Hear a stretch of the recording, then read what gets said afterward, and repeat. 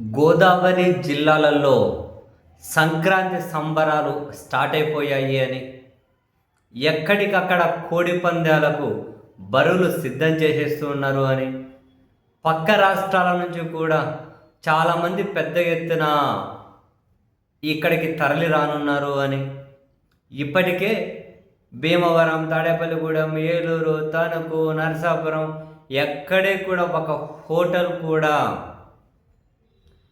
ఖాళీగా లేదు, ఒక బెడ్, ఒక రూమ్ కూడా ఖాళీగా లేదు అని మామూలు రోజుల్లో రోజుకు 1000 నుంచి 5000 రూపాయలు పలికే హోటల్ ధరలు ఈ 5 రోజులు 30,000 నుంచి 60,000 రూపాయలు రోజుకు నడుస్తూ ఉంది అని మధ్య మార్గంగా 3 రోజులు బుక్ చేసుకుంటే 1,00,000 రూపాయలకు హోటల్ రూమ్ ఇస్తున్నారు అని 3 రోజులకి పోలీసుల ఆంక్షలు ఎక్కడే కూడా పనిచేసే పరిస్థితి లేదు అని కోడి పందాల పోటీలకు బరువులు సిద్ధమవుతున్నాయి అని ప్రస్తుతం మీడియాలో జోరుగా కనిపిస్తున్నటువంటి వార్తలు.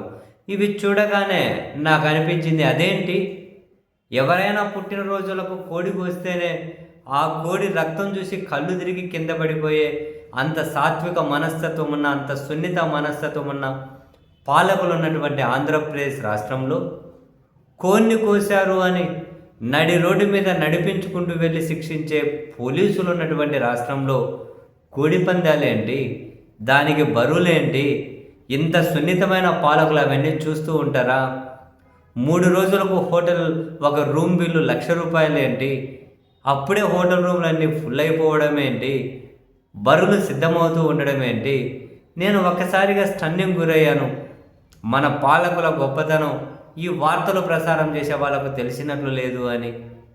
మన హోంశాఖ మంత్రి గారు, ఉప ముఖ్యమంత్రి గారు, ముఖ్యమంత్రి గారు, మరో షాడో ముఖ్యమంత్రి గారు, వీళ్ళు ఎంత సున్నిత మనస్కులో, ఎంత ఎఫెక్టివ్గా నిబంధనలను, చట్టాలను అమలు చేస్తారో ఈ రూములు బుక్ చేసిన వాళ్ళకు తెలిసినట్లేదు, ఈ కోడి పందాల బరువులు సిద్ధం చేసుకుంటున్న వాళ్ళకి తెలిసినట్లేదు.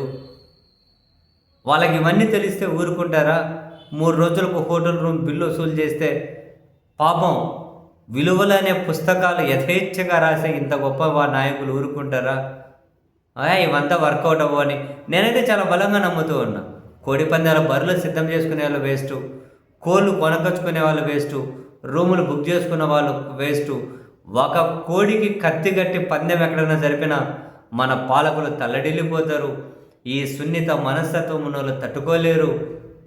పుట్టినరోజు కోడిని కోస్తే దాని మీద మీడియా సమావేశాలు పెట్టి రోడ్డు మీద బరాబర్ నడిపిస్తాం, కొన్ని కోయడం ఏంటి, ఆ పాపం చేయడం ఏంటి అని చెప్పిన వాళ్ళు ఇవన్నీ చూస్తూ ఊరుకుంటారా?